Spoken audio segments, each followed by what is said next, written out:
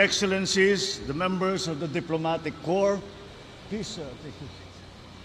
The other honorable members of the Cabinet, the Senate, and the House of Representatives who are with us here today, National Historical Commission of the Philippines Chair Regalado Jose Jr., Manila City Mayor Hani Lacuna, of course, our First Lady Luis Araneta Marcos, my fellow workers in government, other distinguished guests, ang aking mga minamahal na kababayan, magandang araw po sa ating lahat.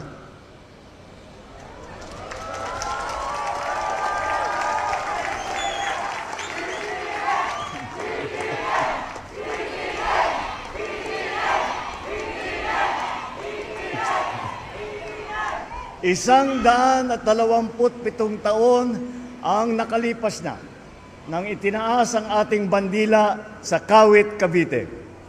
Ngunit, bago pa man dumating ang araw na iyon, maraming buhay ang naialay, pamilyang nagkawalay, at kinabukasang nasira, makamit lamang ang kasarinlan.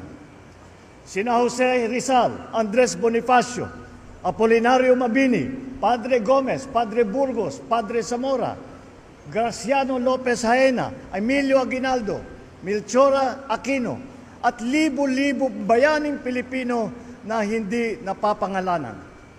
Sila ang mga Pilipinong nag-alay ng pawis, dugo at pangarap upang makamtan natin ang kalayaang ating tinatamasa. Mula sa kanilang sakripisyo, unti-unting umusbong ang Republika ng Pilipinas. Ngunit, sa batang edad ng kasaysayan ng ating bansa, hinarap natin ang hamon ng digmaang pandaigdig, ang krisis sa langis, ang globalisasyon. Sa harap ng lahat ng mga hamon na ito, unti-unting lumakas at naging isang ang ating bansa. Pinagtibay ng apoy, ng sakripisyo at ng luha. Ngayon, malaya nating na ipapahayag ang ating saloobin nang walang kinakatakutan at malayang nagagawa ang naisin na walang iniiwasan. Dahil sa bagong Pilipinas, hindi kasalanan ang pagbibigay ng opinyon. At lalong hindi mali ang kritisismo. Bagkus ito ang nagbibigay buhay at kinang sa ating demokrasya. Ngunit, ang kalayaan at ang demokrasya, tulad ng pag-ibig sa tinubuang lupa, kailangang inaalagaan, binabantayan at ipinaglalaban. Dahil ang totoong kalaban ng kalayaan ay ang pagiging manhid. Manhid sa hinain ng taong bayan, manhid sa kalagayan ng ating kapwa, manhid sa kapanganan ng ating bansa. Tayong mga kagawad ng pamahalaan, mga tagapagmana ng kalayaan, huwag nating sayangin ang pagkakataon at tiwalang ipinagkaloob sa atin. Pananagutan, yan ang sigaw ng sambayanan. Mula sa sirang tulay, kalsada, mahal na pagkain, kakulangan ng kuryente, ang nais ng taong bayan ay tunay na pagkilos at na pagserbisyo. Ang solusyon ay ang pagpapaginhawa ng buhay ng bawat isa. Bilisan ang pagtugon sa mga ngailangan ng ating mga kababayan, taasan ang kalidad ng serbisyo, at iwasto ang ating pagkukulang. Pananagutan natin hindi lang ang mga umaabuso sa tungkulin, maging ang mga nagkukulang sa paglilingkod. Dahil mas madadama ng Pilipino ang kalayaan kung may pagkain sa hapag, may maayos na transportasyon, may gamot para sa mga may sakit, at may dignidad ang bawat manggagawa. At sa mga kapwa kong Pilipino, patuloy natin ipaglaban ang ating kasarinlan. Huwag natin kakalimutan na ang kalayaan ay hindi binibigay. If we look at what is happening around the world today, freedom is fleeting. Fake news, misinformation, herd mentality can erase our way of life, our culture, our value system that we hold so dear.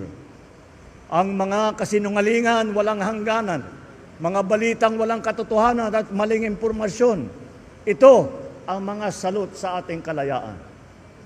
Nakakalungkot din na may ilan din sa ating mga kababayan ay pinipilit ang maling paniniwala para sa interes ng iba at hindi para sa kapakanan ng ating mga kababayan Pilipino. Maging mapanuri tayo lagi. Alamin natin ang totoo. Labanan ang mga kasinungalingan. Piliin natin maging tapat kahit walang nakakakita. Piliin natin na manindigan, lalo na kung may nagkakamali. Piliin natin ang pagkakaisa sa gitna ng pagkakaiba. Let us honor this day not just by remembering the sacrifices of our forefathers. We must live with the same courage and love of country. For freedom is not just something that we inherit, but a right that we must protect every single day.